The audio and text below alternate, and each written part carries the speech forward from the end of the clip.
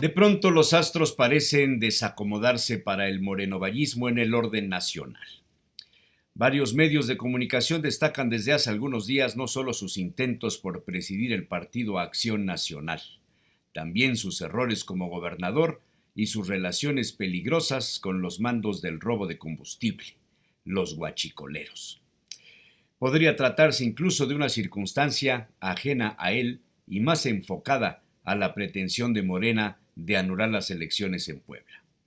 Pero las pesquisas levantan muchas dudas sobre las corrientes que al interior del PAN empiezan a actuar para el cobro de facturas pendientes del 1 de julio. En la sesión del Consejo Nacional del Partido Acción Nacional el sábado 11 de agosto, además de la convocatoria a la unidad manifestada por Luis Felipe Bravo Mena, aparecieron los reclamos en los corrillos a las traiciones y mantener alejados a los gobernadores en su intento por aglutinar la fuerza para lanzar a un candidato. Los panistas sufren de liderazgos naturales, auténticos. La onda grupera, como la llama Ernesto Rufo, ha venido a dividir al partido y subastar los liderazgos a quien tenga más dinero. Y es ahí donde aparece Rafael Moreno Valle, político formado en el PRI, rico, muy rico y con ganas de poder, como lo refleja el artículo de José Gil Olmos en la revista Proceso 2180, que destaca las investigaciones de Juan Luis Hernández Avendaño, quien dice que Rafael es proclive al sultanato. El documento fue publicado en el número 16 de Cuadernos de Investigación de la Universidad Iberoamericana en Puebla a finales del año pasado. ¿Por qué hasta ahora Proceso se interesa en la investigación? El sábado Rafael llegó a la sede del Consejo y declaró a los medios que no confiaba en la comisión organizadora de la elección y pidió por tanto la intervención del Instituto Nacional Electoral para que la elección del presidente fuera transparente. El video no pudo ser visto por los consejeros, pero empezó a circular en redes y en los corrillos de los políticos. Total, que la comisión fue electa con Cecilia Romero Castillo, expresidenta del PAN, a la cabeza, y con una bien lograda fama de panista institucional, ajena a los acuerdos, sobre todo de los moches. Y es que muchos se burlaron en corto de la pifia de Rafael de hacer una propuesta a los medios de comunicación, lo que fue calificado como un desconocimiento total a los estatutos del partido.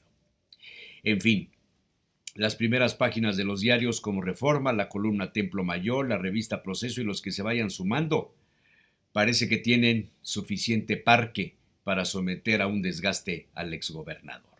O por lo menos así me lo parece. Los periodistas. Propuesta a los medios de comunicación, lo que fue calificado como un desconocimiento total a los estatutos del PAN. Perdón, es que con el retraso aquí del audio. Buenos días, aquí estamos con ustedes en este lunes 13 de agosto, iniciando la semana, hoy con la presencia de la doctora Ana Luisa Oropesa, del maestro José Ojeda, y la ausencia de José Manuel Rodoreda, que sigue en España, que ya es abuelo, que fue su cumpleaños, que le mandamos saludos, y de Humberto Aguilar Coronado, que el sábado estuvo en el Consejo Nacional de su partido. Esperábamos que nos comentara, que nos llamara, que nos hiciera algún comentario, aunque sea por la vía telefónica, pero no lo hemos podido confirmar, porque pues alguien que estuvo dentro siempre tendrá una visión un poco más amplia de lo que nosotros desde fuera, con los comentarios periodísticos de columnas y las demás informaciones que se filtran, que es mejor alguien que estuvo ahí dentro que alguien que le tocó estar en todo este momento. Les propuse el tema de no al fraude en Puebla. Ayer hubo una marcha. Si ustedes ven los diarios de hoy, sobre todo los diarios locales, pues quizá para algunos de ellos no hubo ni siquiera marcha. Pero si usted ve los diarios nacionales, si lee usted la revista Proceso, el portal Sin Embargo, o ve usted algunos portales serios como el de Rodolfo Ruiz, el de Consulta, se darán cuenta de lo que pasó. Pero los que estuvimos parados en la calle, los que vimos sorprendidos materialmente por estos contingentes, sí merece la pena señalar que no sé si fueron 10,000 o fueron 15,000 o fueron 20,000 o como dicen ellos fueron 30,000 o como dicen PAN, que no llegaron a 1000. Fueron muchos, muchos minutos, más de 1 hora y media, unos 90 minutos de desfilar por las calles, por lo menos del Zócalo hacia el Boulevard, pasaron acá frente de mis oficinas, y yo vi muchísima, muchísima gente de todas partes, de todo el estado, traían hasta de otros estados, también hubo de Oaxaca, por ejemplo, pero lo que me sorprendió más de todo, y he visto muchas manifestaciones y muchas concentraciones a lo largo de mi vida, de temas políticos electorales, y esta tuvo un tinte muy específico. La gente salió a gritarle a Rafael Moreno Valle, en primer lugar, antes que otro asunto, no a festinar o a decir que Barbosa debe ser gobernador, sino Rafael Moreno Valle, te queremos en la calle. Esa consigna verdaderamente se escuchaba en todos los contingentes. Esa y la de la señora, ¿no? Que bueno, con respeto no repito lo que decían, pero pues por ahí hay algunas grabaciones que se pueden consultar en Facebook, en Twitter, y pues se oyen los gritos de mentadas de madre, así tal cual, al exgobernador y a la señora. O sea, el tema no fue ni contra el INE, ni contra la violencia electoral, ni contra, aunque las mantas decían fraude electoral, no, el tema fue contra Rafael Moreno Valle y contra la señora, lo cual me obliga a reflexionar con ustedes que es un escenario, y ojalá fueras pasando las fotos, que es un escenario que se antoja muy complicado en caso de que las elecciones no sean nulificadas. Si no llegara el tribunal a emitir una sentencia que satisfaga los intereses de los ciudadanos que votaron en contra, creo que el conflicto post-electoral, el conflicto de la posibilidad de un gobierno sin gobernabilidad, o sea, careciendo de todos los elementos para poder generar la gobernabilidad, estaría a la vuelta de la esquina. Esto con un Congreso del Estado de oposición, con una presidenta municipal de oposición, con todos los diputados federales de oposición, con el presidente de la República de oposición, genera un escenario verdaderamente poco agradable y recomendable para quien esté en los zapatos de la presunta gobernadora. O sea, no quiero sacar una bola de cristal ni decir no va a acabar, pero si llegara a tomar posesión, difícilmente veo que pueda terminar. El conflicto se puede volver muy enredado. ¿Cómo lo ven ustedes? Buenos días, buenos días. Evidentemente es un escenario complejo, es muy complejo. La manifestación social cada día se torna más latente.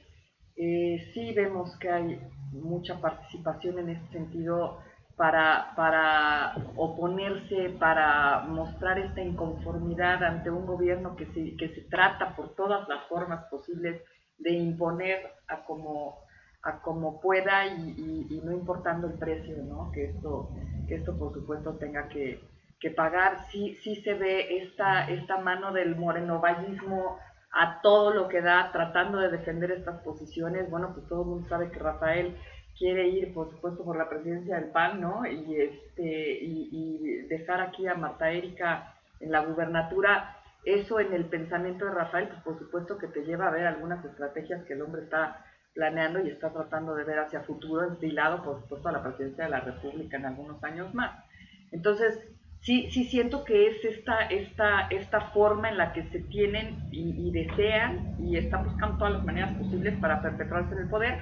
Sin embargo, también es cierto que la manifestación de la gente y el sentir social es este rechazo al morenovallismo, pero también tenemos una lucha dentro del propio Estado entre medios de comunicación, ¿no? Porque lo que también se percibió a través de las redes sociales y a través de los medios informativos, pues fue esto, esta opacidad, por decirlo de alguna manera, pues de la realidad y de lo que sucedió en la marcha, ¿no? Quienes nos enteramos, por supuesto, y quienes de alguna manera seguimos la marcha del día de ayer, que no estuvimos presentes como tú estás vivirlo en primera línea, bueno, pues, los medios de comunicación, por supuesto, es que dijeron cosas muy muy dispares, ¿no? O sea, evidentemente te das cuenta del control de medios de comunicación, de la forma en la que se intenta boicotear, minimizar o en un momento dado elevar más que es esta marcha. Sin embargo, pues sí, sí es un poco importante, por supuesto, es un poco es una llamada de atención, claro, y la presencia de políticos, ¿no? De representantes de Morena a nivel nacional les dio una fuerza, por supuesto, impresionante al movimiento. Es la nota principal del Sol, ¿eh? Sí. La nota principal. Y creo que sí hay mucha presión en el Tribunal Federal. O sea, evidentemente lo hay y tendrá esto, yo no le veo otro escenario más que la tendencia a anular la elección. Sin embargo, parece, he estado viendo al Sol en los últimos semanas y pues como que pareciera que se está corriendo a un esquema de imparcialidad, ¿no? Pareciera, como queriendo reivindicar también sus acciones como medio. Pero regreso al tema, a mí me parece, todo gobernante aspira a tener 3 elementos fundamentales: legalidad, gobernabilidad y legitimidad. La legalidad, pues quien la da, las instituciones que están las encargadas de precisamente reconocer el Instituto Electoral, el Tribunal Electoral local, el Tribunal Federal, y de alguna u otra manera, si ya no lo jaló, pero lo pudiera haber jalado el INE, ¿no? Todas unas leyes les da la legalidad que requiere. Todavía no descartes eso. En el proceso jurídico, el INE puede hacer que se revise el comportamiento de los consejeros y someterlos a un análisis y destituirlos en un determinado momento. O sea, con efectos colaterales que pueden llegar a involucrar a otras instancias.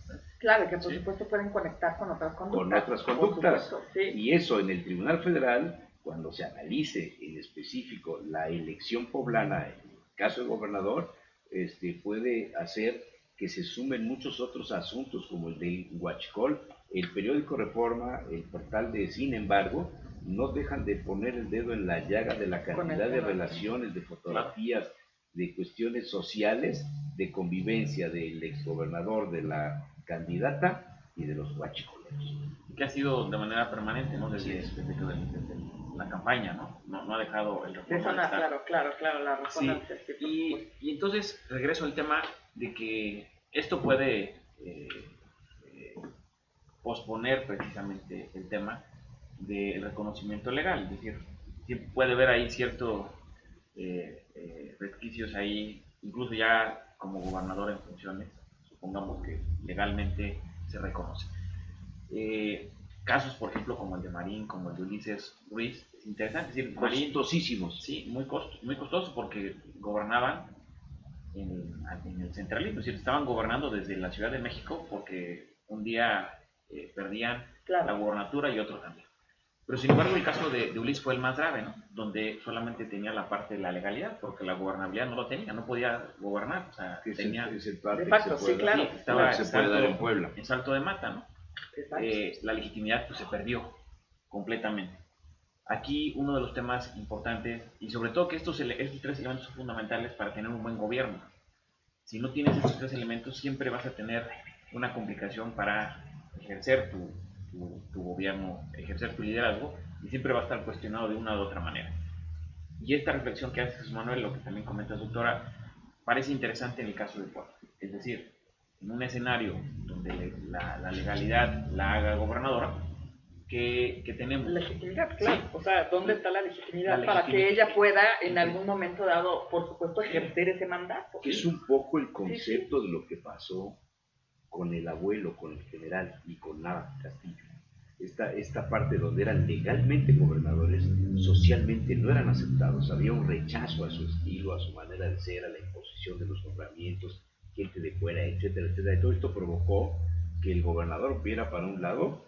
Ahí hay una foto que digan ustedes si son 1000 personas. Pues se ve ahí el ángel de la independencia, ¿no? Ajá, en esa foto bien, ¿no? también cuestionaban también dónde está la fuente. No, es una foto que está tomada desde la parte alta Bueno, de la yo estoy catedral. diciendo lo que Sí, dicen por los eso. medios. No, Sí. espera. Esa fotografía fue tomada desde la parte alta de la catedral. Sí, yo Entonces, lo... por eso se ve el techo del escenario, se ve por encima en un primer plano que no deja ver la fuente de San Miguel. Esta es la Pero bueno, explicación es que que eso lo hay sabemos, que darle a eso la lo sabemos gente los cuando, poblanos, cuando ¿no? trolea, ¿no? Este tipo Lo de sabemos, cosas. pero todo Exacto. eso es ya la campaña anti. Exacto. Puedes regresar a la... Esa se la ve también fotografía. impresionante. Esa foto. Pero sí. Esa se ve la luego... mejor es esta. Esta. Este es el escenario, ¿sí? Y la fuente de San Miguel está rodeada de gente, además. Ahí está el ayuntamiento, ahí está el Hotel Hilfer, ahí está Sambors, etc. Bueno, síguele, porque esto yo ya lo viví. Ya lo vivimos en el 70, cuando la impulsión de los gobernadores. Sí, ¿y qué hacen los gobernadores en un esquema con estas Se características? encierran y Empieza entonces el pierden el autoritarismo. contacto con... Y además, Exacto, exacto, y además comienza Porque la fuerza. hay dos de la salidas autoridad. para poder Así resolver esta problemática. Así es. Así es. Salinas o impones un ajá. poder, sí, absoluto. Sí, Salinas lo hizo de manera espectacular también en el escenario del 88. Y lo espectacular porque al principio se cierra, pero después empieza a repartir con todo lo que representó solidaridad, pero había los recursos suficientes y nadie le puede decir nada, ¿no? Es decir, aquí vamos a tener a un gobierno que va a estar acotado por el gobierno federal, y más si se genera una tensión como pareciera que se está generando, ¿no? Es decir, contratar a los mejores abogados para generar incluso ahorita la Pero, percepción ¿te das de cuenta que están, para qué los contratan? ahorita para generar una percepción. No, espérame, fíjate bien, son los abogados de Slim, Sí, sí, sí. son los abogados de varias Electrones. de las empresas de Slim, ¿no? Sí. Pero además son los comentaristas en algunos programas de análisis. O sea, estás contratando a alguien que además de llevar el tema jurídico, Lo mediatizas. lo mediatiza. Así Sí, es. y lo estás generando en un tema de que te vas a poner también, te vas a tirar al piso, pues que te están quitando un triunfo que es tuyo, ¿no? Entonces, o sea, te estás martirizando también en esta Te vas misma a lógica. utilizar, claro. Claro, Si te vas sí. a volver una víctima Sí. del sistema y de que la democracia solamente es para Morena, pero no para los demás partidos. Entonces, pero sin embargo, este tema que se está mediatizando, también los efectos que tiene, otra vez, está generando. Yo estoy con el establishment que está casi por irse, ¿no? Estoy con incluso una de las, es esposa, uno de los abogados que va a defender. Ahí hay otra foto que ¿sí? me permite ver que no fueron mías. ¿Eh? Sí. Sin embargo, yo creo que es interesante utilizar hasta el sarcasmo, hayan sido 1000 o no, pues es en este La tema. manifestación social, es el A mí lo que más social. me impresionó Es fueron esta- los gritos contra Sí, claro, es este rechazo Los social, gritos contra no te Redes. queremos. Moreno, ¿no? Valle, Sí. tu madre, pero con todas sus letras. Sí, yo veo difícil. Fuerte. Yo veo difícil que se pierda la gobernabilidad. La legitimidad va a ser difícil que la puedan tener. Así es. Ujú. Pero la gobernabilidad yo lo veo difícil porque pues, se van a imponer, porque tienen ahorita el control y se van a imponer. Y veo difícil que Puebla, digo, aquí es Se van a interesante, imponer, te refieres a quiénes. Que Puebla, que Puebla. perdón. O sea, se van a imponer, ahora tienen el gobierno, las estructuras las tienen controladas. Veo difícil en el caso de que Puebla, tú ya lo has vivido, Jesús A Manuel, ver, las estructuras, ¿cuáles estructuras? las que tienen ellos todavía controladas para poder ejercer la gobernabilidad. O sea, la Finalmente, gobernabilidad es La gobernabilidad instituciones. se da en función, perdón, hacer que tú de como que los gobierno... tres poderes del Estado funcionen, Sí, ¿no? exacto, Y que que la sociedad los reconozca y se sujete a ellos. no, esa es legitimidad. Bueno, por eso. La gobernabilidad es que el siguiente escenario. aunque no lo quieras, pero que esté ahí, Exactamente. aunque no lo quieras, pero Sí. esté ahí y que pueda ser su gobierno. Es decir, que aunque esté encerrado y aunque no salga giras, aunque no salga En una jaula de oro. en una jaula de oro. Claro, porque al final no existe esa legitimidad que te la da el pueblo, ¿Y que qué va a te hacer la a la da el sociedad? gobernado, que te Incluso- la da la gente. O sea, esta es la parte en la que soy un gobernante legítimo, en donde la aceptación social está conmigo, en donde la gente Mira, conscientemente... Jorge Murat llegó muy cuestionado. Ahora el día jueves fuimos al homenaje. Todavía quedamos algunos amigos de don Jorge, de sus colaboradores y de los que fuimos sus amigos. Creo que fuimos unas 50 personas al homenaje. muy emotivo, muy sentido y siempre se habla de, pues prácticamente de lo mismo, ¿no? De que fue un hombre querido por la sociedad. Creo que el presidente municipal más querido de Puebla no ha sido Lalo Rivera, por supuesto, ninguno de los que han pasado, Ni Blanca, ni ni Docker. Blanca, ni Marín, ni Doher, ha sido Jorge Murat. Y Jorge Murat llegó cuestionadísimo por una elección donde hubo un notable fraude electoral, que las leyes eran diferentes y realmente Y los la contrapesos oposición. eran diferentes. Pero Jorge Murat se dedicó a conciliar y a hacer cosas, y hacer cosas, y hacer cosas. Y a gobernar, y a gobernar. Y en 2 años claro. y pico se logró ganar la confianza de todos los poblanos, que le lloramos cuando murió. Porque desfilaba gente por el palacio, bueno, impresionante con su cuerpo ahí. Eso se llama legitimidad. Pero fíjate que En es este interesante. caso, yo creo, Eso va a ser difícil. por eso pienso que ninguno de los dos, ni Barbosa ni ella, No. Por tendrían eso, la legitimidad. sí, por eso tendría que ver nuevos actores Exacto. si se anula la Claro, elección. claro. Y sobre todo también el gobernador interino. Pero regreso, y creo que es interesante esto que plantea, es decir, o autoritarismo o negociar, y conciliar y ponerte a nivel de piso. Si es que quieres tener la legitimidad. Si quieres pero quieres no tener es un para buen que gobierno. en este momento, ya en agosto, mediados de mes, no es para que ya en este momento Marta Erika y su grupo Ya estuvieran debiera de haber teniendo buscando, fuentes de plata claro, con los actores de la buscando sociedad. la forma, No, claro. lo que hacen es al viejo estilo PRI, los desplegados de la CTM, el desplegado de los taxis, el desplegado de la camión, etcétera. O sea, esta parte que nadie lee, que nadie Pero se entera, se está y que quedando no en esta funciona. parte, pues se está quedando en esta parte, Sí. de cerrazón, Claro, ¿sí? claro. De autoritarismo, cuando te da mejores prebendas, porque esto sí te garantiza buen gobierno, no necesariamente garantiza un buen gobierno. No, ese solamente es la Es- panacea, ese sale solamente la nota a toda exactamente. Es la máxima por- de- sí, por- ¿Sabe la nota que revela a media semana, jueves, viernes, Reforma, ¿no? Que la relación de Rafael Valle y de Marta Erika con los guachicoleros Valencia, creo que se llama, que ha sido presidente municipal y su hermano, y fotos y fotos y fotos de sociales. ¿Qué respuesta tiene? Gali dice, sí tenemos trato con ellos, institucional porque es presidente municipal y nosotros somos el poder ejecutivo. Hasta ahí yo creo que es una respuesta sensata. ¿Qué dice Marta Erika? Saca un tuit diciendo que en su gobierno no se tolerará el robo de combustible, trátese de infectar. ¿Quién la está asesorando? Creo que es un error. Sí, ese mensaje es como para contrarrestar. Eso es como Mario Marín, es mi voz, pero no es mi voz. Oiga, pero usted dijo, sí, es mi voz, pero es que no es mi voz, o sea, se hizo bolas. Eso le está pasando ya y eso te habla de la desesperación interna. Sí, el tema es... Sí, en donde cómo no hay una generar línea, claro, en sí. donde no hay una línea hacia dónde van, efectivamente Hacia dónde se van. nota esta desesperación, se nota esta lucha, este pataleo, ¿no? Por intentar llegar y sujetarse de lo que sea y de cualquier cosa con tal de mantenerse en esta posición de poder. Sí, y si lo analizamos, esta coyuntura que estamos viendo el día de hoy, cuando una semana después de la elección, si estuviéramos analizando quién va ganando, pues aparentemente ahorita va ganando Moreno Valle. Aparentemente, porque pareciera que se le alinea. Les di una premisa de análisis aquí hace 2 semanas. Hay 2 maneras en que esto termine: la muerte súbita o la muerte lenta. ¿Cuál está poniéndose en práctica? Sí, La muerte lenta. Sí. Ahora, aquí el tema es, en esta lógica, y también lo hemos analizado en los últimos programas. Fíjate lo que pasó el sábado en el PAN, en el Consejo Nacional.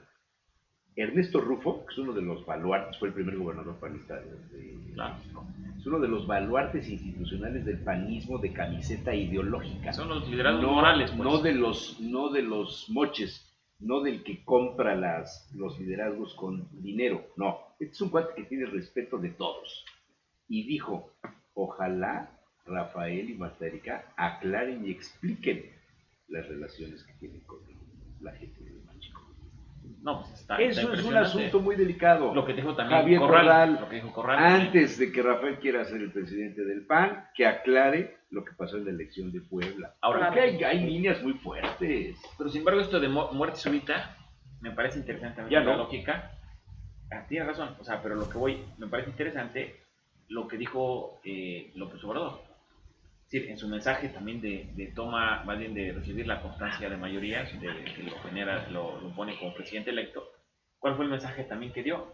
Otra vez, no solamente va a luchar frontalmente contra la corrupción, sino también con los mapaches electorales, ¿no? Por ¿Sí? supuesto. Y ese es el tema que se vuelve también súper interesante. Es decir, ahí es, haga lo que haga el Tribunal Electoral, si se cuestiona, pues precisamente entra en este esquema, ¿no? De que pueda generarse, aún ya dando el tribunal, pues, todas las secuelas que pudiera generar en una decisión que pudiera tener muchas implicaciones, ¿no? Creo que también por ahí, ¿no? Es que claro, porque finalmente son todas estas conductas y estos elementos, estas líneas que no se cerraron, que todavía no están cerradas y que por supuesto necesitan un canal de investigación de manera seria para poder contenerlas y para poder poner orden. Este escenario... Ese es el escenario que López Obrador anda buscando. Claro. Que cada poder se Bueno. desempeñe. Don Humberto Aguilar, ¿Qué tal? Muy buenos días. buenos días, andas en México. Andamos aquí en Ciudad de México. Bueno, nada más para conocer tu punto de vista de lo que sucedió el sábado en el Consejo Nacional de tu partido. Hay muchos comentarios en los medios periodísticos, hay algunas interpretaciones, pero yo prefiero oír la voz de alguien que estuvo ahí y que fue además orador. Así es, Jesús Manuel. ¿Quién está ahí para saludarlos? La doctora Ana Luisa Oropesa, que te manda saludos, Gracias. y el maestro José Ojeda, Los saludo que con no cariño. te manda saludos. Que también te manda saludos. Pues miren, la verdad es que se esperaba un Consejo Nacional muy ríspido. Había una gran molestia por gran parte de los consejeros nacionales y hubo una serie de acciones que lograron un poco, digamos, tematizar el enojo, la desconfianza incluso que había en los consejeros nacionales. El día viernes por la noche, Marco Cortés hizo una invitación abierta a los consejeros nacionales y se juntaron alrededor de 148 consejeros nacionales, ¿no? Dio un mensaje de unidad, un mensaje de inclusión, un mensaje de cambio en algunas cosas que él está proponiendo, y la verdad es que fue una reunión bastante buena. Y ya el sábado, en la reunión del Consejo Nacional, hubo 56 oradores, me parece. Yo fui el número 6 y pues hombre, me parece que les mandé por ahí Sí. muy crítico.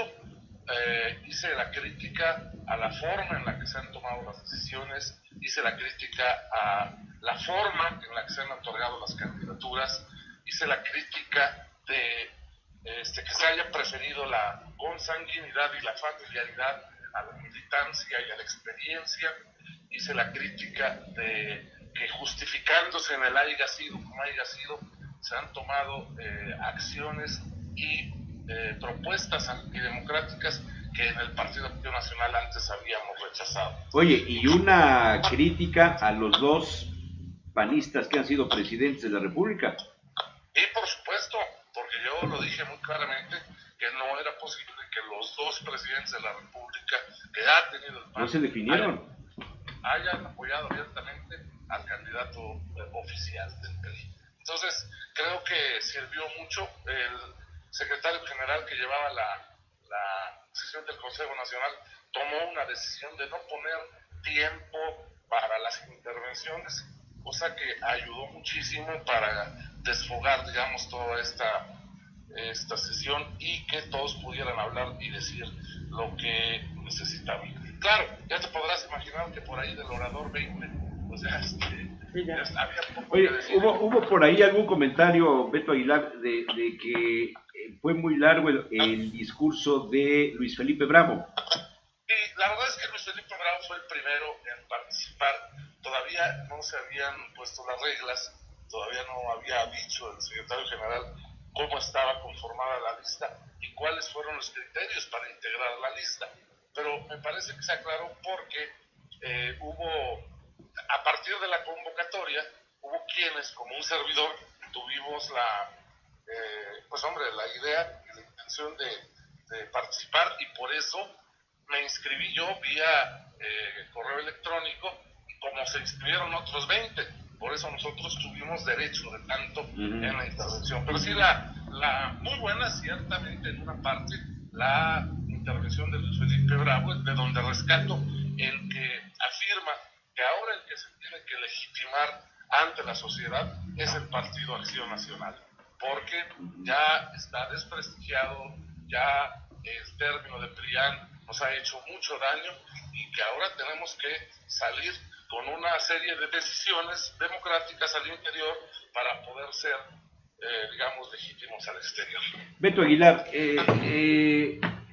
hubo un video unos minutos antes de las 12 del día que circuló en las redes sociales, donde Rafael Moreno Valle, el exgobernador, pide que se organicen las elecciones para decidir quién debe ser presidente de tu partido en el INE y no en la Comisión Electoral Panista. ¿Qué piensas de eso? No, bueno, pues está muy claramente definido en el estatuto cómo es la forma, el método y el camino que tiene que llevar este proceso electoral. Me parece que está fuera de lugar esa propuesta, porque en la misma sesión del Consejo Nacional se decidió integrar la Comisión de Elecciones, que además fue votada por una amplia mayoría, porque las personas que la integran, la verdad es que no tienen cuestionamiento alguno sobre parcialidad o sobre otro tipo de cosas. Entonces, no ha lugar esa propuesta, nos vamos en el método ordinario, en el método tradicional del PAN, en donde así lo hemos hecho desde que se reformó el estatuto. Pero también, Humberto, el tema de me pareció interesante el tema de la autocrítica, ¿no? Y creo que es fundamental, es decir, que los errores que se cometieron hace 6 años pareciera que no se han superado, ¿no? Incluso yo inicio mi intervención diciendo que hace 9 años se integró una comisión para la reflexión y el análisis de los resultados del 2009 en un documento conocido como el Informe Cuandró, y yo afirmo que si lo traemos al Consejo Nacional, pues todos diríamos que cometimos los mismos errores y le sumamos otros tantos más. Es decir, me parece que ya llevamos varias elecciones en donde no se ha aprendido la lección, y bueno, por supuesto, en la del 12 perdimos la presidencia de la República, y en la del 18 no logramos estar siquiera cerca del candidato que ganó la elección. Entonces, sí creo que deben de reformarse los métodos, las formas, las actitudes, y bueno, yo termino diciendo que somos los panistas los que nos debemos de reencontrar, y somos los panistas los que debemos buscar la unidad del partido. Había quien había anunciado que muy probablemente en esta sesión del Consejo Nacional el PAN iba a morir prácticamente en la vida del país, pero bueno, parece que no fue así, y lo celebro, porque los panistas tenemos, creo yo, mucho que aportar todavía. Oye, Humberto, ¿y quién ha ganado en estos últimos años al interior del PAN? Porque pareciera que alguien ganó, ¿no? Es decir, al interior del PAN, ¿quiénes son los que han ganado en estos últimos 6 años? Bueno, si te refieres a un tema de grupos, a mí me parece que cuando Felipe Calderón trata de imponer candidato a la presidencia del partido, pues pierde la opción de Felipe Calderón, ¿no?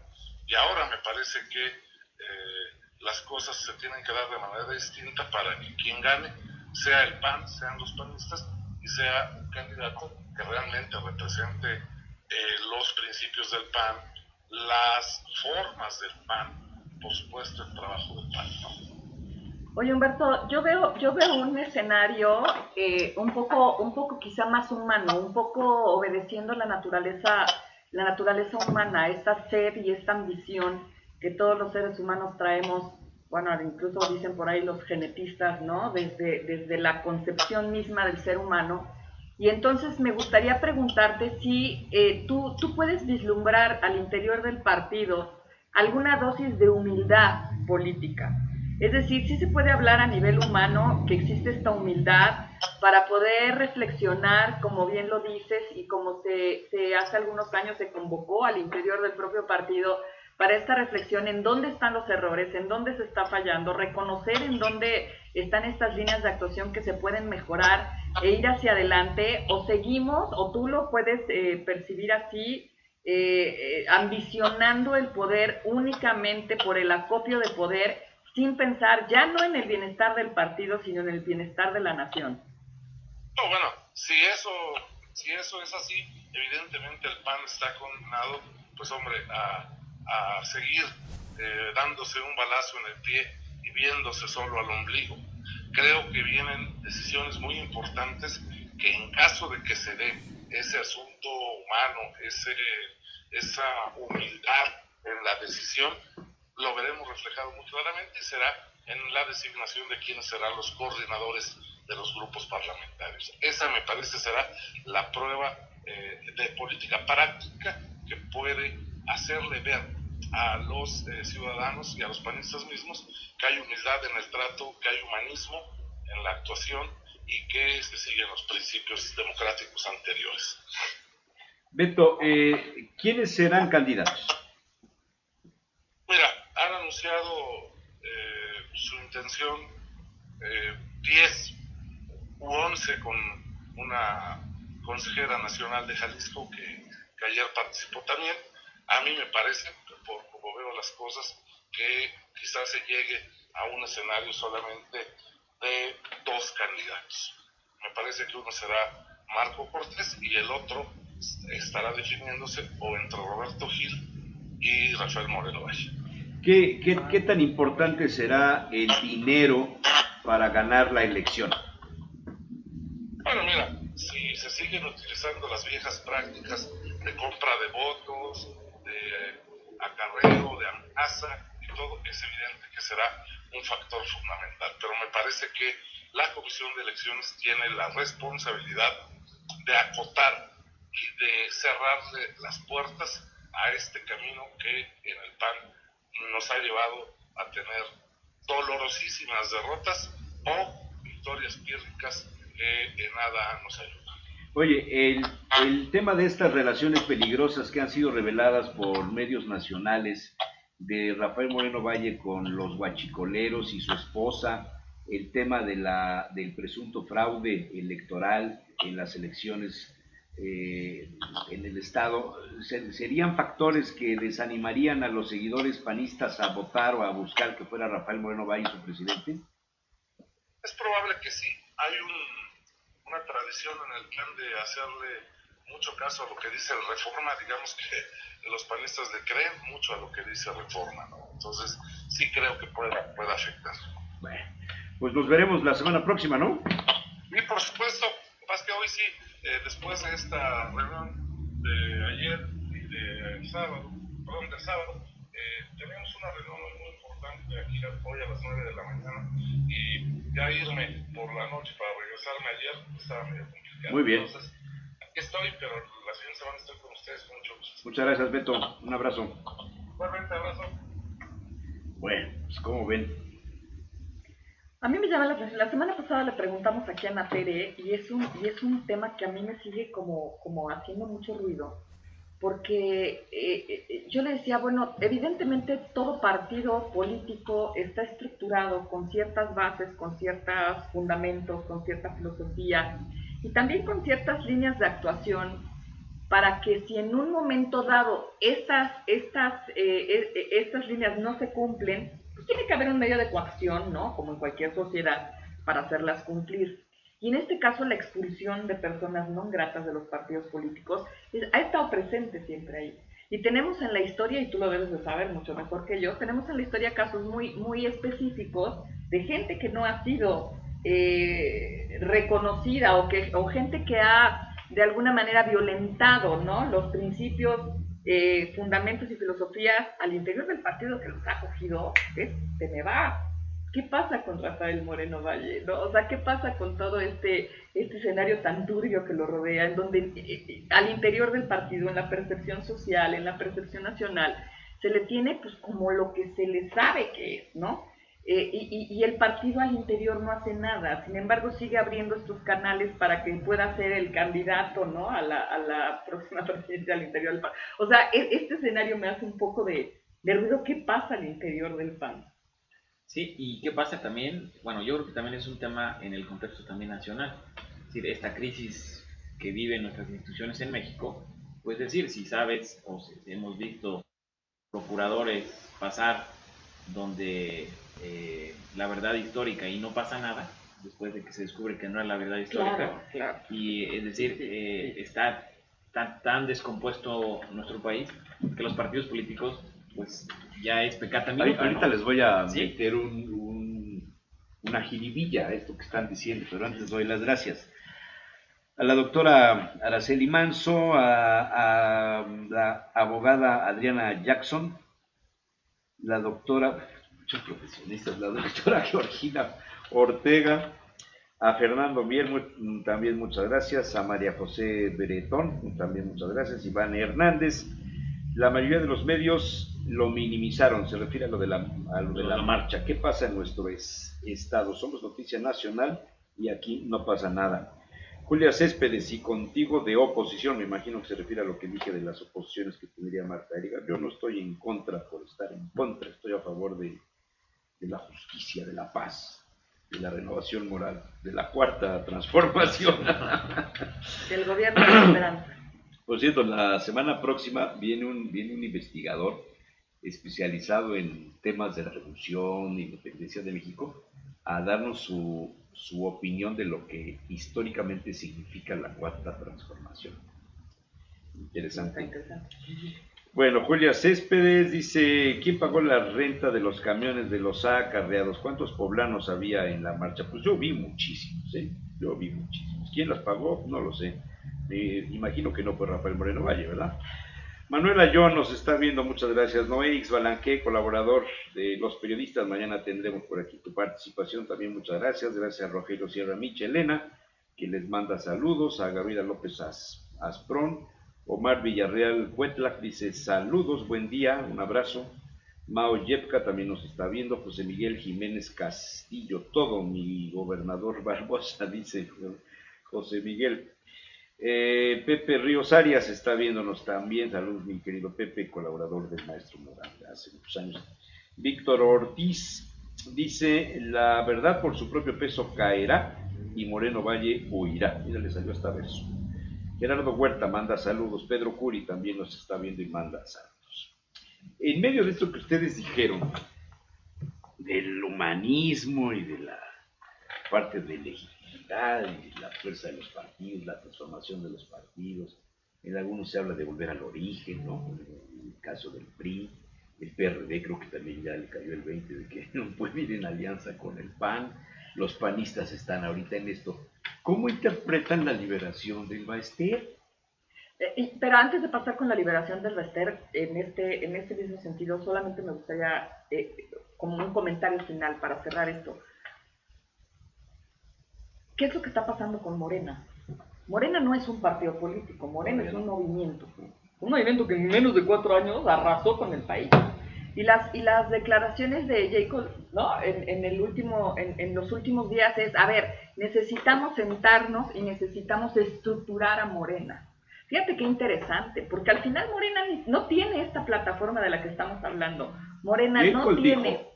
Fue un movimiento donde nos unimos todos para una causa de una. Exactamente, y la causa es la transformación del país, el bienestar social, ahora, y terminar con todo esto. El reto es convertirnos en un partido. Exactamente, y eso es a lo que voy. Y para la conversión a un partido político se necesita justamente esto de lo que estamos hablando. Se necesitan bases, se necesita filosofía, se necesita saber para dónde van, porque Morena al día de hoy evidentemente no lo tiene, ¿no? O sea, a Morena se sumaron y se sumaron y se sumaron, muchos por convicción, no, muchos por convicción y la esperanza de tener un mejor país, de terminar con todo lo que nos está. Y que era generalizado. También por ambición personal, no lo podemos negar. Todos, yo creo que se puede generalizar que todos quieran un mejor país. Pues, o sea, siempre había algo que no estabas de acuerdo Muchos se sumaron a Morena, y eso es y a no lo que necesariamente voy. nada. Muchos se sumaron a Morena por intereses personales, es decir, porque ya no tengo cabida en otro partido, porque se está hundiendo, porque entonces mejor le voy al que está ganando. O sea, eso tampoco lo podemos negar. Claro, y se contaminó Morena con ese tipo de personajes y en eso la refuerza política de la su tesis del gatopardismo. Exacto. Que muera el PRI para que rejuvenezca Ahora, el Morena. ¿cuál es el comentario final y lo que quiero decir? Hoy Morena tiene toda la posibilidad y además la obligación de establecer esas bases y hacer que se cumplan. Sí, porque si desde el interior, por supuesto, o sea, los demás partidos están renovándose, los demás partidos están tratando de rescatar lo que fueron y hacia dónde van. Morena va a empezar de cero. Ahora, Y Morena tiene toda la posibilidad de arrancar perfectamente bien y de hacer que se cumpla. Ahora, el tema que también es significativo, es decir, es claro que un partido político con las características que tiene Morena no todos van a tener cabida en este esquema ideológico que tú estás planteando. Claro. O sea, seguramente no es un esquema solo de la izquierda o de centro izquierda porque ahí entraron todos. Claro. ¿Cómo hacer un partido político con toda esa divergencia? Para la apertura, ¿sí? Claro. Y ese es el tema, porque lo estamos viendo, es decir, el conflicto que también aquí mismo lo vemos aquí en Puebla, entre lo que ha salido mucho, entre Claudia, entre el equipo de Barbosa, entre el equipo de presidente de Morena en el estado, es decir, pareciera, bueno, también los senadores, es decir, pareciera que hay varios Morena en Puebla. Sí, todos quieren... tú ves Morena Nancy de la Sierra, ves Morena Alejandro Armenta, ves Morena Claudia Barbosa, Rivera, claro. ves Morena Claudia Rivera, ves Morena ¿cómo Barbosa. se llama el del José Juan Huerta? You. Huerta. Mi Huerta. mente lo bloqueó, Saúl. Eso. Ves Morena, el JJ, o sea, ves muchos morenas. Sí, y ves muchos morenas que siéntalos en una morena. No, por supuesto. O sea, es que Maure, ahí es donde no das cabida, no puedes ver esta homogeneidad. Sí. Ahora, ya son gobierno electo.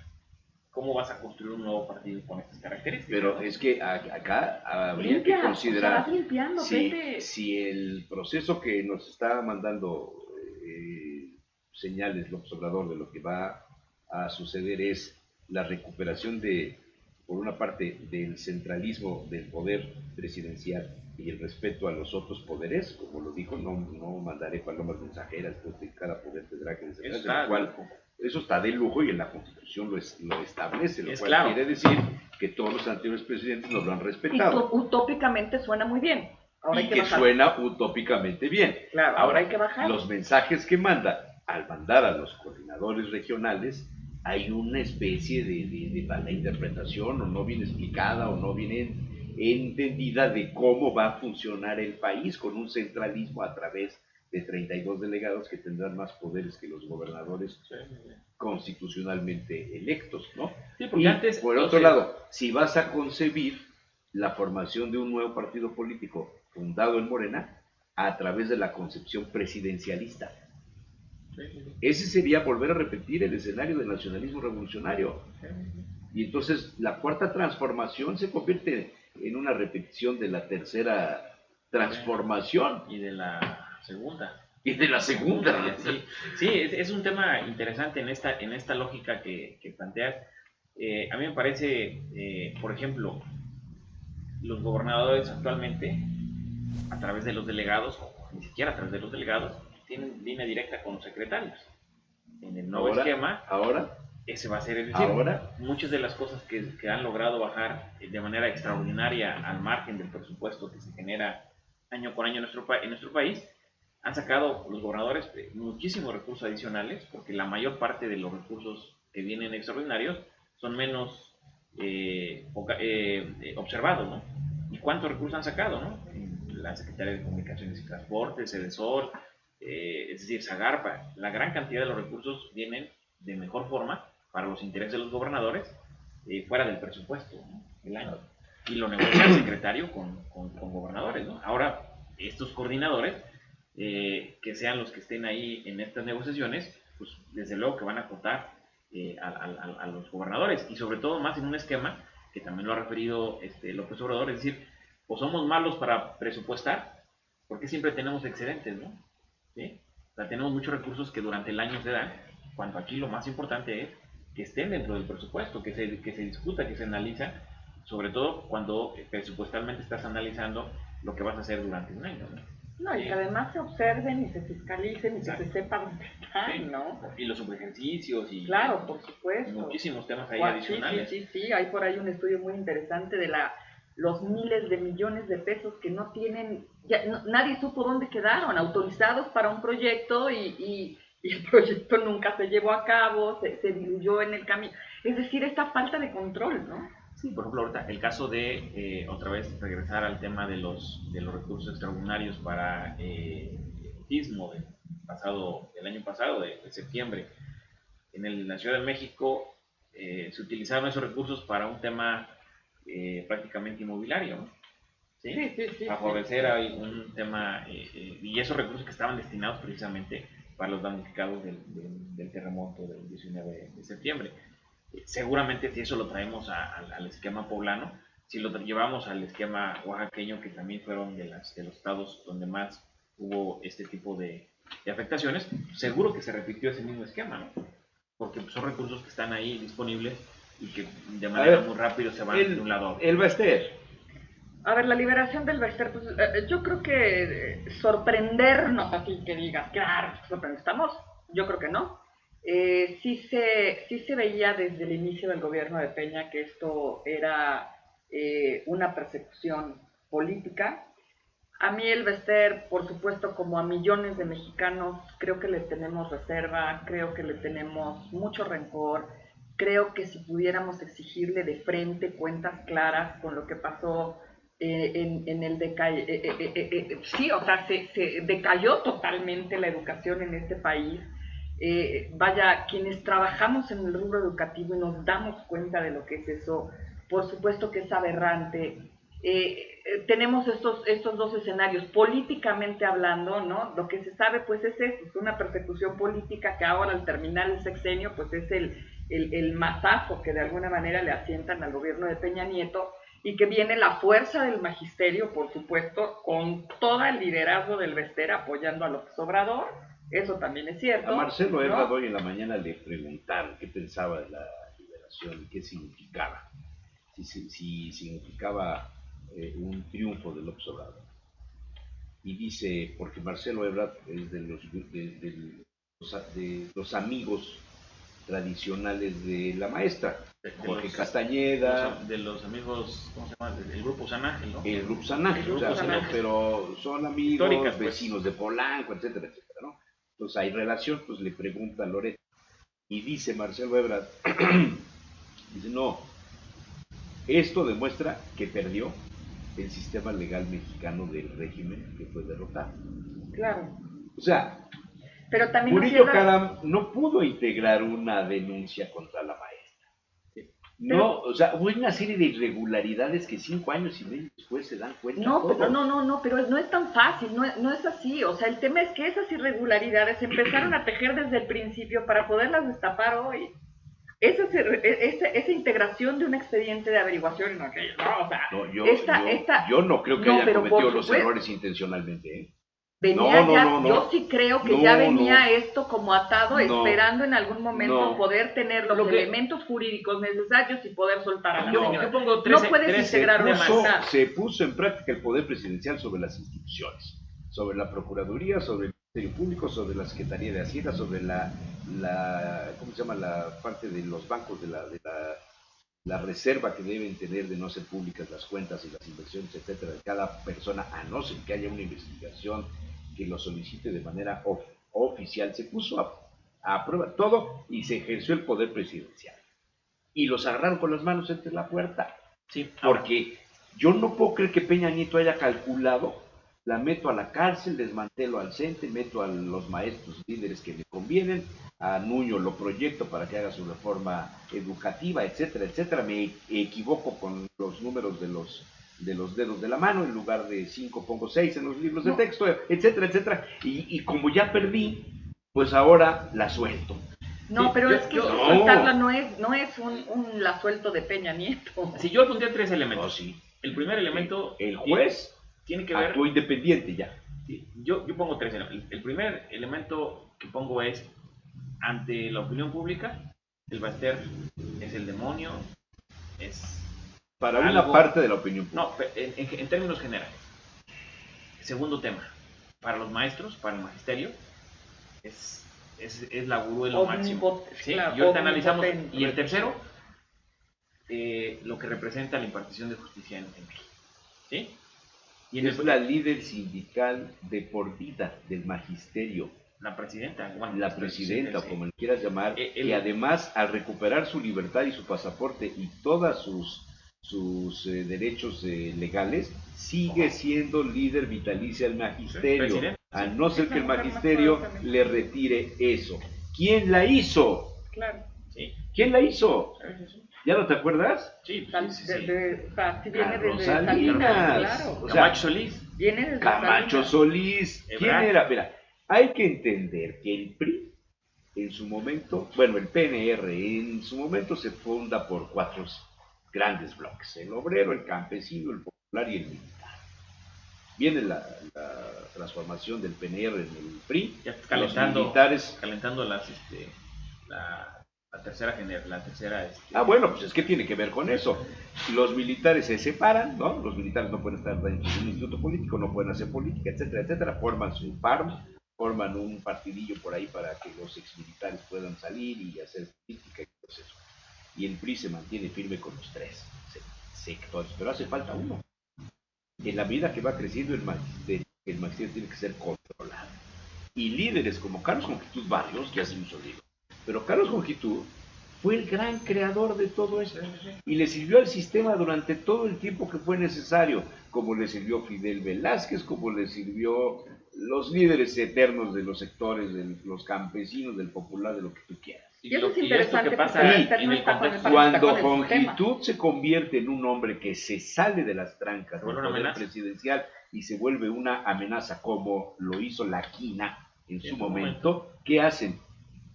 Manuel Bartlett fue el operador de desmantelar el tema del sindicalismo de Jongitud.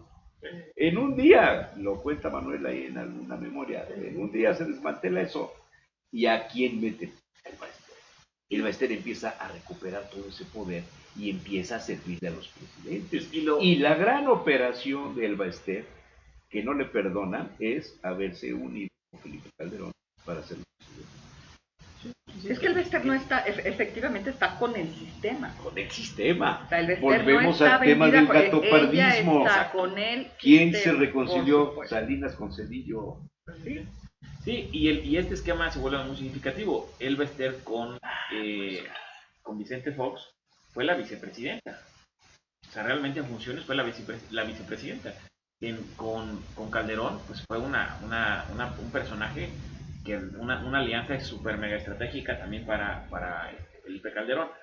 Y también es algo interesante, hay que reconocer que fue una presa política, es decir, era un elemento político que había que acotar y había que de alguna forma difícilmente desmantelar, demostrar el poder a través precisamente del Baester, porque ella podía ser la única que podía generarle una destabilización a Peña Nieto cuando recién llegó, ¿no?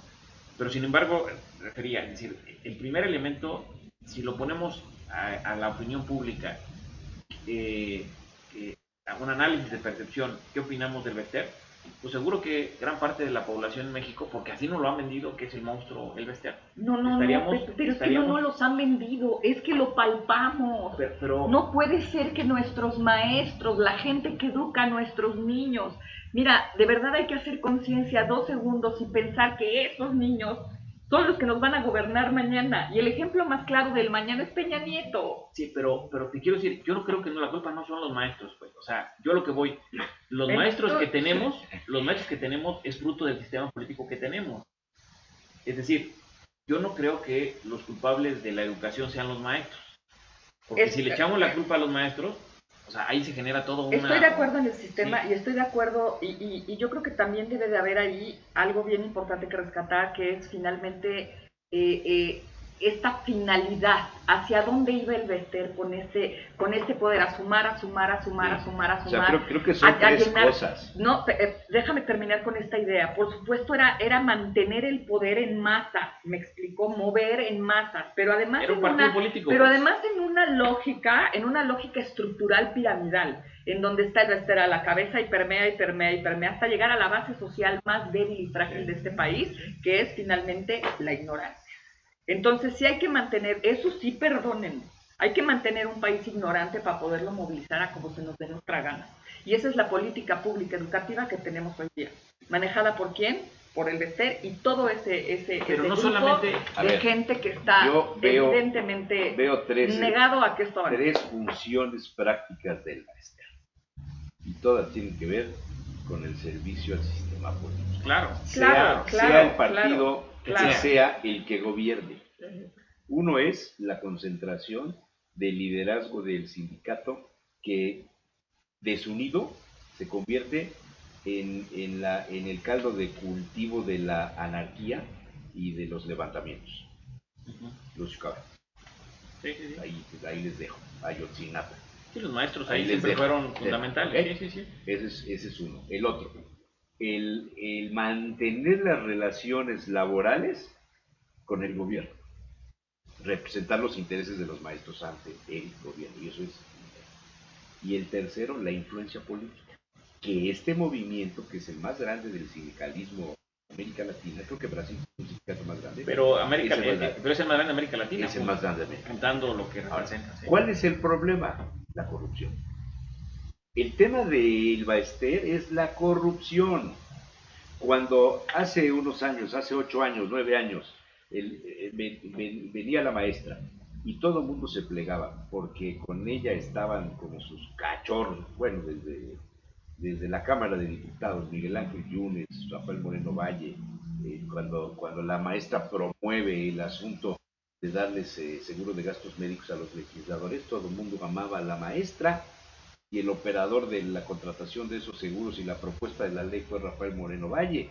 Y así hay personajes, Yunes, ¿no?, que la traiciona y que la maestra promueve que hagan una auditoría en el ISSSTE, ¿no? Ya ves todo lo que pasó y lo que sucedió en Veracruz ahora. Esta parte donde la maestra empieza a volar sola, porque tiene el suficiente dinero para hacer política y creerse capaz de competir con el presidente. Ahora tú dime, ese es el tema de desunión. Todo este dinero que el Bester ha acumulado, ¿de dónde viene? Según el juez, es legal.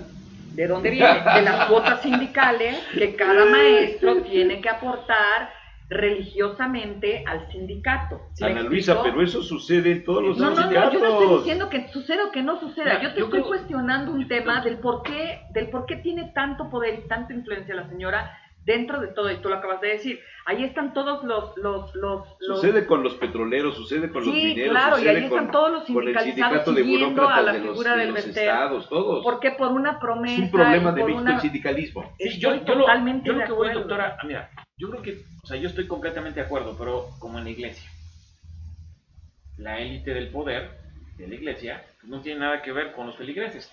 Hasta ahora con el Papa Francisco, que está queriéndose reconciliar, y el mensaje es un poquito, pero lo que tiene de estructura, de burocracia en medio, es terrible, ¿no? Así es el tema del magisterio. Los maestros de a pie no son el problema. No. El problema es los líderes de las secciones, los grupos, los grupos de poder.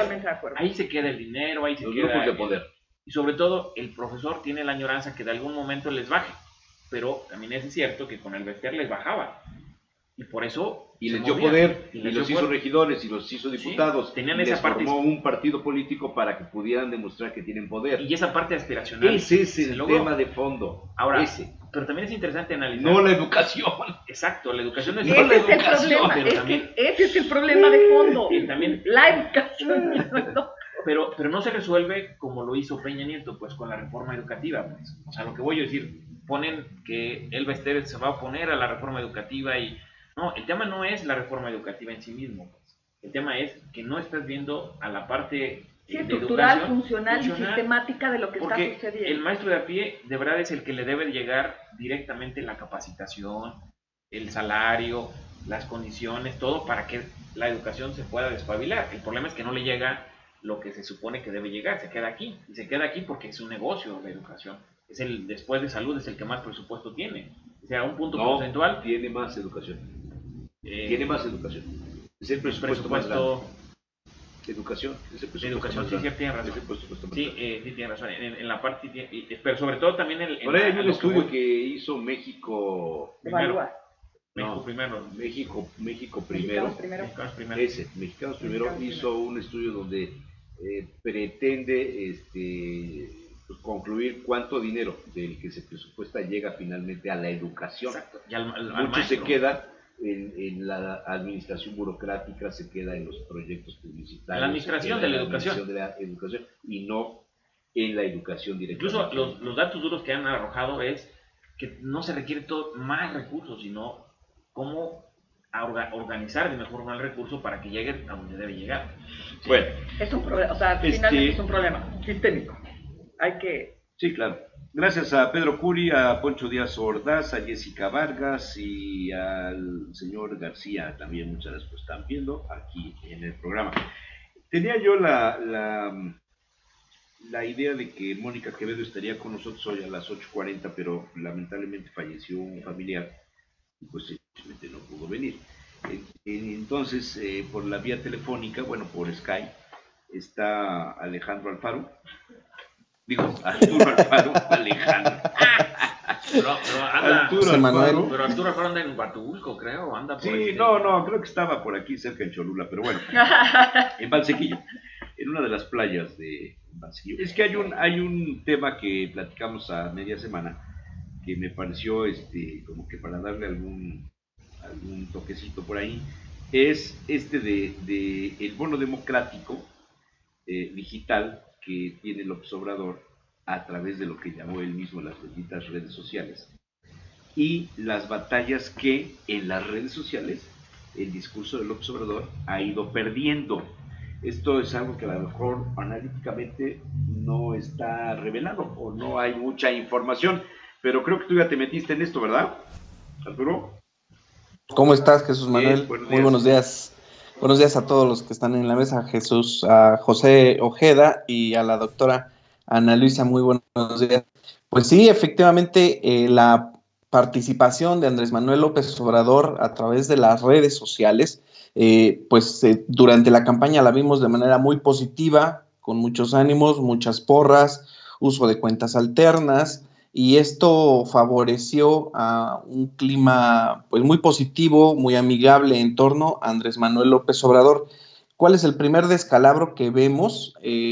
Sucedió incluso a unos días de haber sucedido las elecciones el 1 de julio, y ocurrió cuando se le detecta o el INE determina sancionar el fideicomiso Morena. Ese es el primer descalabro de Andrés Manuel López Obrador en redes digitales, y que bueno, pues ahí viene un sentido negativo. El segundo descalabro es el que ocurrió la semana pasada con el encuentro con José Antonio Meade, este desayuno y esta fotografía que el mismo López Obrador divulga a través de sus redes sociales.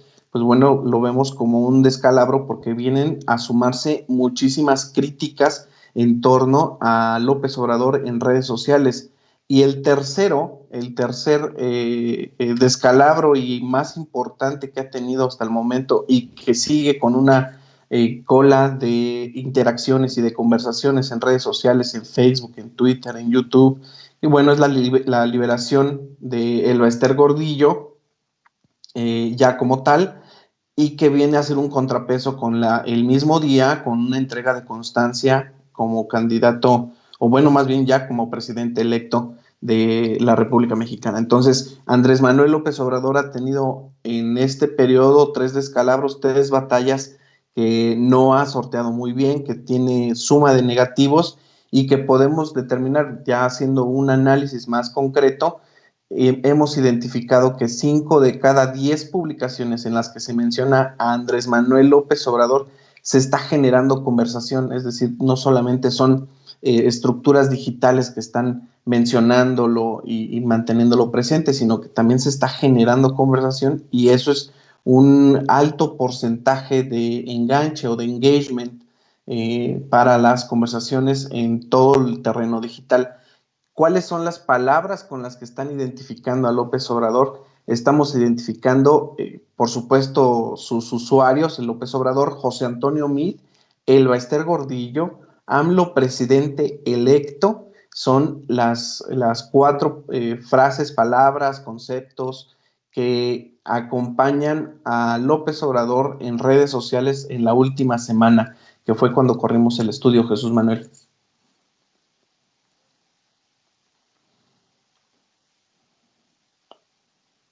Sí, hemos visto que ha ido incrementándose.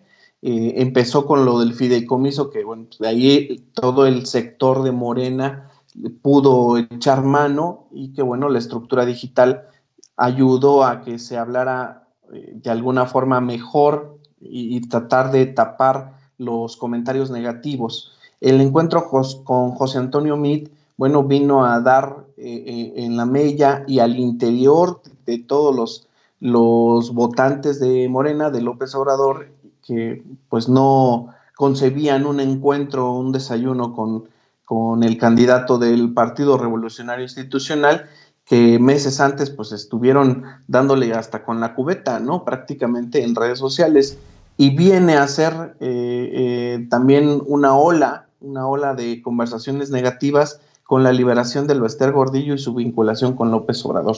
Estamos viendo... Hay un sentimiento negativo y hay un sentimiento positivo. Así es, efectivamente. Al día de hoy, a 30 y 43 días después de las elecciones, ¿el sentido positivo predomina sobre un sentimiento negativo? Sí, el sentimiento positivo en términos numéricos, estamos hablando de un 53% de sentimiento positivo. Ya no es como lo teníamos en campaña, que teníamos de entre un 70 y 80%, así fluctuó todo el periodo de campaña, debido principalmente a la estructura de Morena y a los ataques que recibía. ¿Qué es lo que sucede después o en esta última semana? El sentimiento negativo abarca un 37%. Esto quiere decir que, bueno, pues hay conversaciones que lo están vinculando con José Antonio Meade, con Elba Ester Gordillo, y todavía por ahí algo del fideicomiso Morena, pero pues ya en menor medida, pero sí aglutina el 37% de comentarios negativos en todas las redes sociales, no solamente Twitter ni Facebook. El otro 10% son las conversaciones neutras o las conversaciones que emiten los medios de comunicación para informar. Lo tenemos detectado como conversaciones neutras, porque aquí es donde se juega la información, están los medios de comunicación, los influencers o las personas que únicamente sueltan la información, pero no ponen en la balanza ningún adjetivo o no emiten algún calificativo para señalar la conversación, únicamente están informando. Un sentimiento ahí que genere. Ahora, el tema me parece interesante y también el tema de Bartlett también, que fue uno de los temas que también se generaron con mucha polémica. Pero sin embargo, analizar que esto es redes sociales y analizar que esta es la parte que en tiempo real está interactuando, ¿no? Eso se vuelve muy significativo. Esta es la parte que le dio a López Obrador la mayor penetración en su campaña. Sí. Y ese bono, por eso decía yo de un bono digital que tenía o que tiene López Obrador, está corriendo un riesgo según estos datos. Sí, claro, el sentimiento negativo está creciendo. Ahora, a mí me parece también interesante analizar que pareciera que ya encontraron ahí tierra fértil. Claro. Los críticos claro, para precisamente minar claro, la imagen de Andrés Manuel, sobre todo antes de que tome protesta, ¿no? Que antes de que tenga todo el control absoluto de lo que seguramente va a tener. Y esto lo va a llevar a que, otra vez, el tema de las discusiones que hemos generado, o sea, que se tenga que abrir y que tenga que empezar a hacer negociaciones. Sí, ¿no? O sea, va a ser un presidente acotado por sus propios seguidores, claro, por la fuerza y por la esperanza que despertó. Sus seguidores lo van a acotar. Sí, parece ser, como decía Proceso, ¿no? En la última publicación, parece ser que el enemigo principal de Andrés Manuel López Obrador es él mismo. otra vez. Y de quien se va a tener que cuidar es el mismo. Y de quien se va a tener, claro, por supuesto, que limitar es hacia él mismo y hacia su propio poder. Sobre todo que desde que ganó el 1 de julio, pues parece que sigue en campaña, ¿no? Y entonces ese es el tema, es decir, esto demuestra que debería de empezar a tener mesura. Claro, para empezar a generar mesura. Oye, el tema de los foros, el primer foro, el de Ciudad Juárez, creo que no le fue muy bien. En el momento del perdón y estas cosas, perdón, pero no olvido. Esto también se podría sumar, puede ser uno de los factores que generen un sentimiento negativo, Arturo. Sí, efectivamente son los que generan mayor enganche. Ahí es cuando vemos el enganche, porque estamos hablando de presencia física y que se mezcla con presencia digital.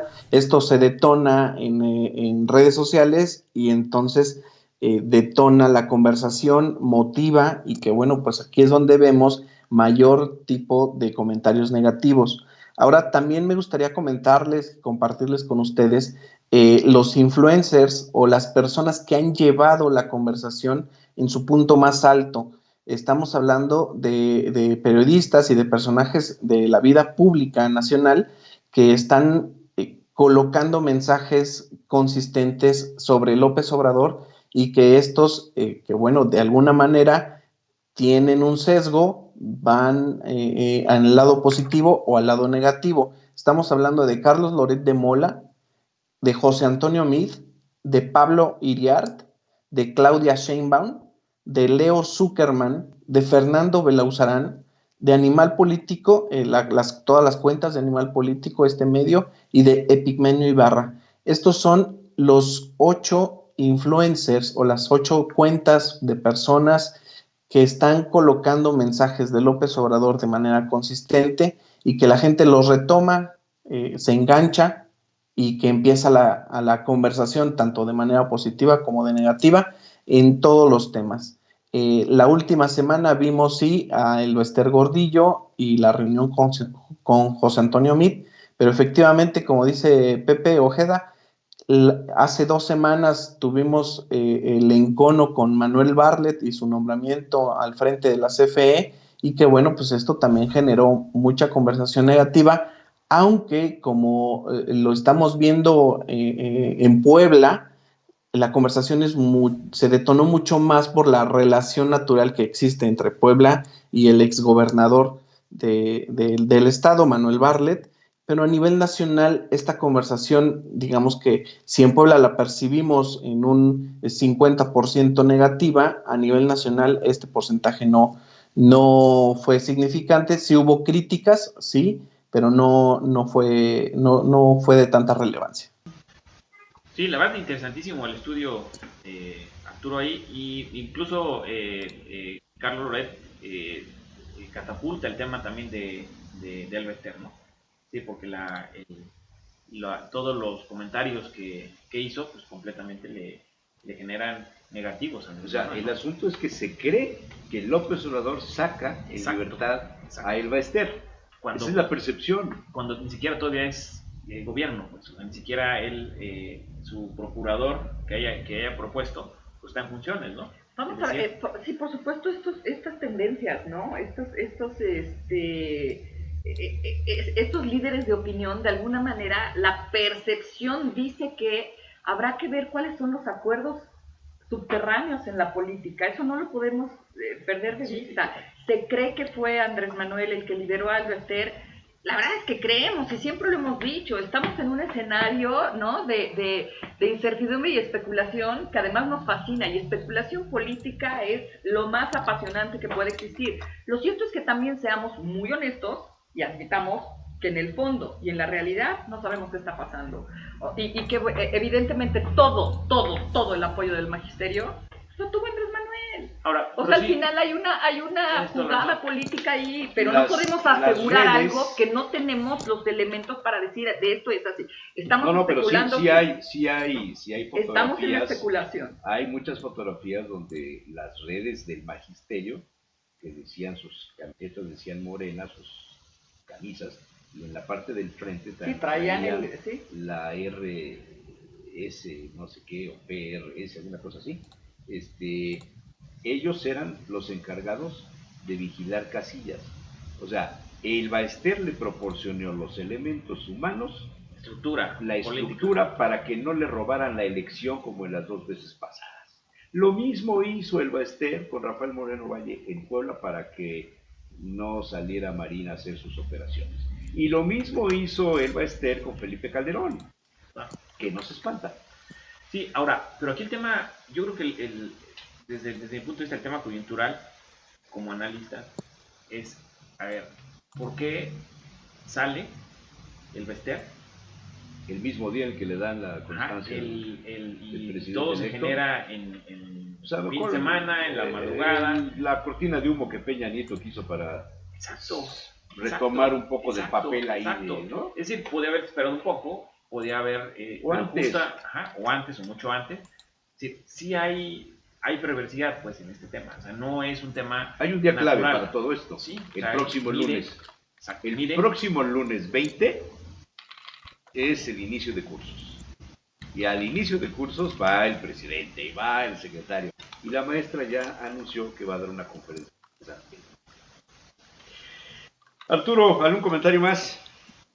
Pues nada, únicamente confirmar las versiones que están sobre la mesa de los comentarios positivos y negativos. Recordemos que esto es un muestreo y esto es un estudio que hacemos cada semana y que, bueno, pues vamos midiendo cómo va la conversación.